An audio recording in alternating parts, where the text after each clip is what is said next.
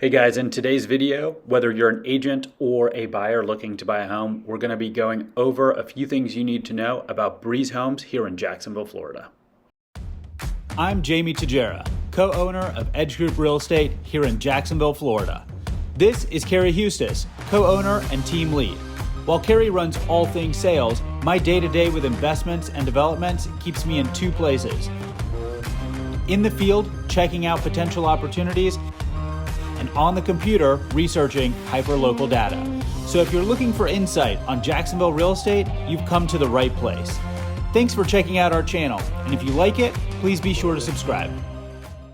All right, guys, so let's start off with a few things and what we're going to go over about Breeze Homes. First of all, who are they? We're going to go over the retail packages, the different upgrade packages that you can get. We're going to go in depth into each one. And then we're going to go into how to use the inventory sheet, and what all the little numbers and everything means. And then finally, we're going to go over the preferred lenders. So let's get started. Who is Breeze Homes?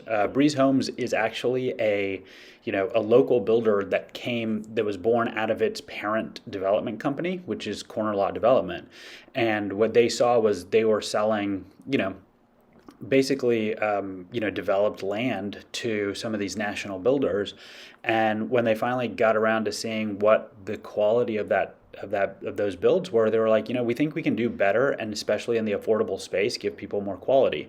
And at that time, 200,000 was about the average. So that was probably 3 or 4 years ago for the affordable price point, without getting into townhomes or things that were, much smaller. So basically, during the development phase and the sales phase, there's market research, and so you go into a Breeze home, even the entry level retail one model, and you compare that to some of the national builders that were at the same price. There's a drastic difference. So that was a big deal, and they're like, we live here, we want people to have something nicer, and those same owners are also involved in some of the bigger projects in Jacksonville as far as expanding downtown, and doing really cool stuff around that. So the second thing is the upgrades, aka retail package, which is what we call the retail package. Now, here's the thing. In order to keep things as simple as possible, all of the lots and the retail packages are pre-selected, right? So let's say, in the example we're going to use today, it's Twin Hill. So let's say you want lot number 15. Well, lot number 15 already has a specific floor plan with a retail package selected. So you're going to have to kind of figure out, what's more important to you. Is it the lot, or is it the house? And then, for most people, it's the house. So they're going to say, hey, I want this size of house with this type of retail package on this lot. So they're going to go with that, and then they're going to narrow down, what lots actually fit what they're looking for. So in a retail one, right, let's go over each one of these, and then the next thing we're going to go over is an inventory sheet so that kind of what you're looking for. A retail one is the most affordable package. In any neighborhood, that's what it's going to be. And I'm going to use Twin Hills as an example because that's one we've got going on right now. So retail one is the most affordable package. It comes with LVP in the wet areas, so like your kitchens, bathrooms, and it's got carpet everywhere else. So your living room, dining area, it's got carpet. It's got a basic A or B elevation. So that's, what the roof line looks like. It's going to have mostly hips, not very many gables. Usually it's going to have a smaller patio area as far as the concrete that's poured around there. You can tell a retail one when you walk in. It's got, tan interior paint and Formica countertops. So in Twin Hills, you have two retail packages. You have a retail one and a retail two. So here's how a retail two is different from a retail one. When you walk into a retail two, you can tell it's a retail two because, from the outside, the elevations are going to be a little more advanced. There's probably going to be 1 or 2 gables. So you've got these little pitches above the front door, above the garage. And when you walk in, you're going to have a gray interior paint versus that tan interior paint. Your kitchen is going to have some upgrades, whether it's cabinet colors, hardware. The house overall is going to have a slightly more updated lighting package. The patio is going to be a little bit bigger. It's still going to have Formica countertops, but the biggest two things, in my opinion, are you're going to have vinyl plank in the wet areas, plus your living and dining areas, and then your bedrooms will have carpet. If you have stairs, those stairs are going to have vinyl plank on them. And then the second big thing is that a Retail 1 comes with 3-tab shingles. A Retail 2 comes with architectural shingles. From a longevity standpoint, those architectural shingles, because of the way they're layered, tend to last a lot longer, and they just like look better, from the street.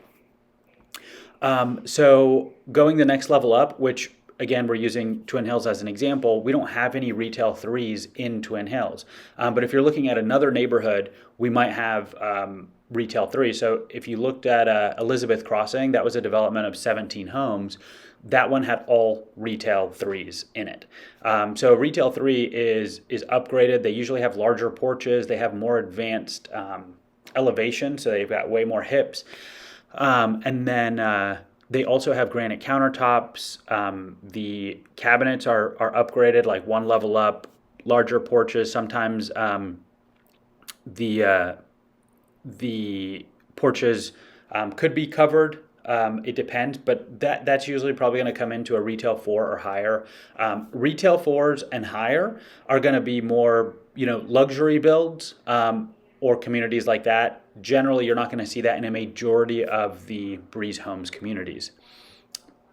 So now we're going to go into how to use the inventory sheet.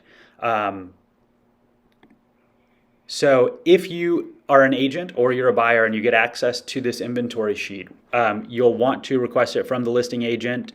If you see it on MLS or online, and you can see Carrie's information there. I'll also put it in the description.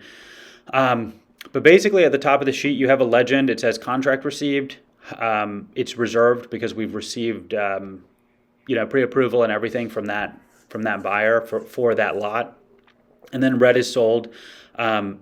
We have to give you a GPS address because in neighborhoods that aren't built yet, we don't have the addresses to the actual houses, so we provide a GPS address so that you can get there.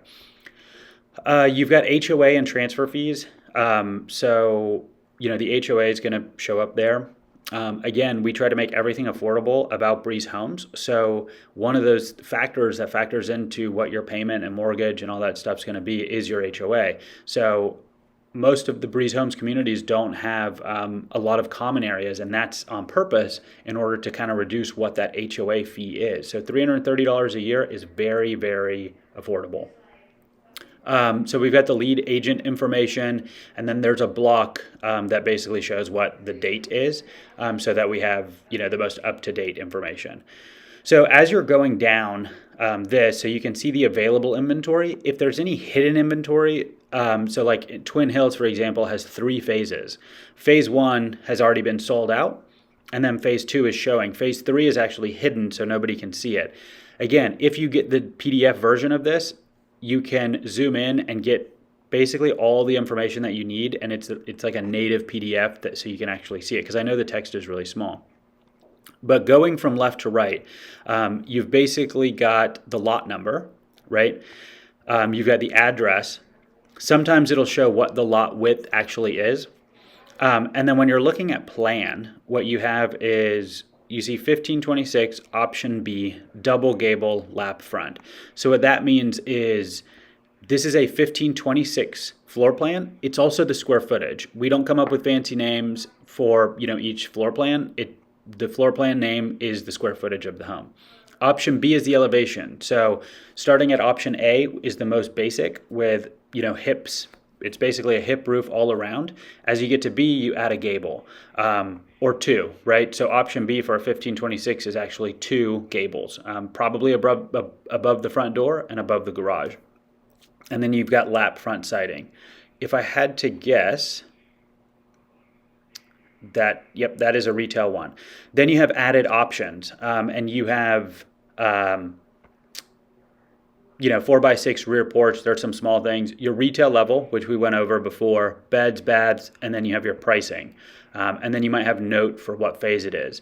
If we can get access to what all of the colors are, we will have it on the inventory sheet. The thing is that we found that most people aren't choosing the house based on the color, because the color can be changed. The square footage could be changed, but not as easily. So how do you see the lots? The lot, when you go all the way down to the bottom, you will see a site plan for the whole development. Please note that it may not be updated with solds on there, so you want to use the sheet that's above and kind of narrow down what lot numbers you are interested in. And then from there, you can see what the elevations generally look like for the plans that are there in that neighborhood. And then to the right, you're going to see the floor plans. Again, they're kind of small, so if you zoom in, you're going to get a much better view of what that floor plan looks like. The other thing that you can do, remember when we talked about the different retail levels? Well, these Matterport slides give you a 3D view of the home. You can go basically around the house like it's a video game, which is pretty awesome. You can see what the finishes look like, especially at a time when there's low inventory and we don't have any models. These are going to be, what's going to help you. In order to start the contract, you go to this link and you'll be able to start the contract. This is only for agents. So if you're looking at this, get in contact with your agent or use one of ours. They're awesome. They know about inventory kind of before anybody else because they're sitting right across from the people making the decisions. So that's some added time there. You're going to have preferred lenders. Again, speak with your agent about which one could potentially work best for you, because each one of them has different programs. Some of them have down payment assistance. Some of them have closing cost assistance.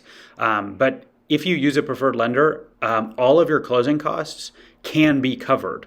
In most cases, they're all covered except $2,500, which is actually covered by the lender themselves, and they give you that option based on the rate that you're choosing.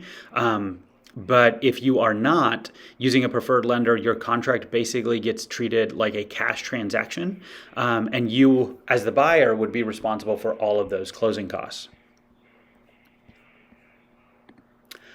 You can also go to the Breeze Homes website, check out the different communities. The preferred lenders are on that.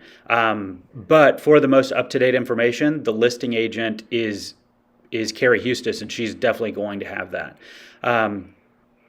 So we've basically gone over all of the information that you're going to need to make the best choice when you're buying a Breeze home.